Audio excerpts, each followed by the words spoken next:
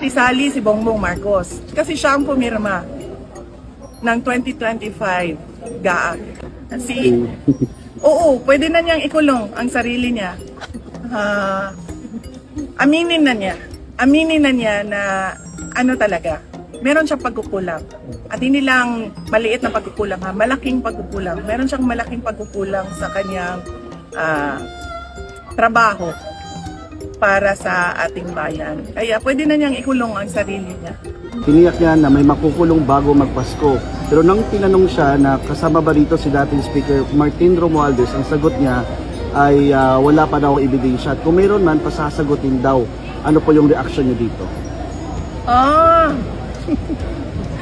Hindi na po niya, baka lang, hindi na naman niya binasa na sinabi niyang binasa yung budget ng 2025. Ang pinag-uusapan natin dito ay yung budget ng 2025. Makikita mo na yung project ng o yung budget ng Pangulo o Executive Department ay nasa NEP, nasa National Expenditure Program. Yun ay sinasubmit sa Congress. Pagdating sa GAB o General Appropriations Bill at pagdating sa GAA, yung batas ng ating budget, makikita mo ang daming project doon na wala sa NEP. Yun pa lang, ebidensya na yun. Doon pa lang, masasabi mo na itong congressman na ito ay merong insertion na katanggap.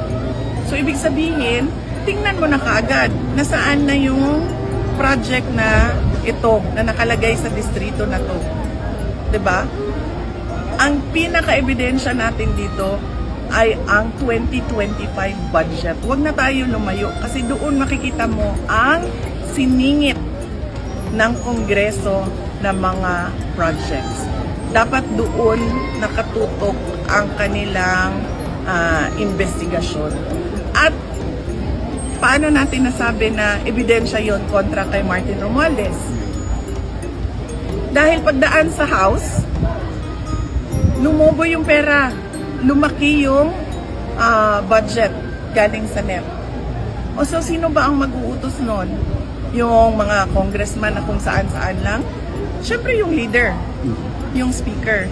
Pangalawa, sinabi ko na at sinabi namin during a cabinet meeting nung ako ay nasa Department of Education, nahihirapan kami kasi kinuha ang school building program ng opisina ng speaker at chinap-chap nila yung school building program, pinamimigay nila sa mga kaalyado nila o gusto nilang tulungan ng mga congressman.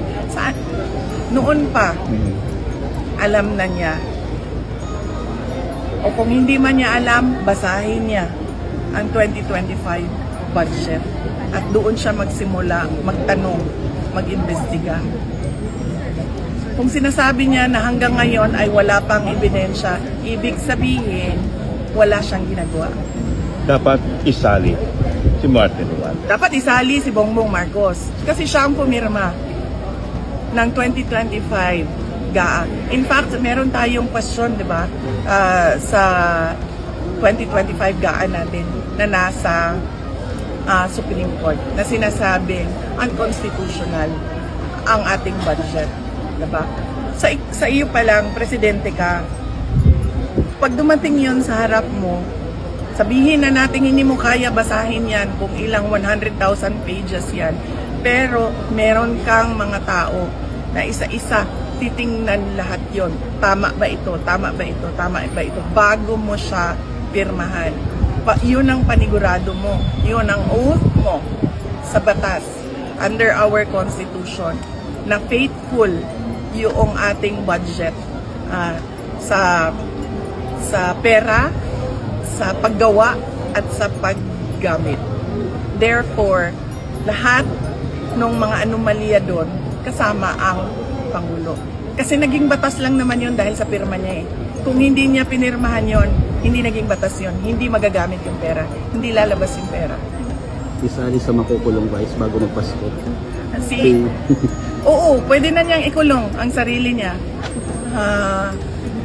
aminin na niya na ano talaga, meron siyang pagkukulang.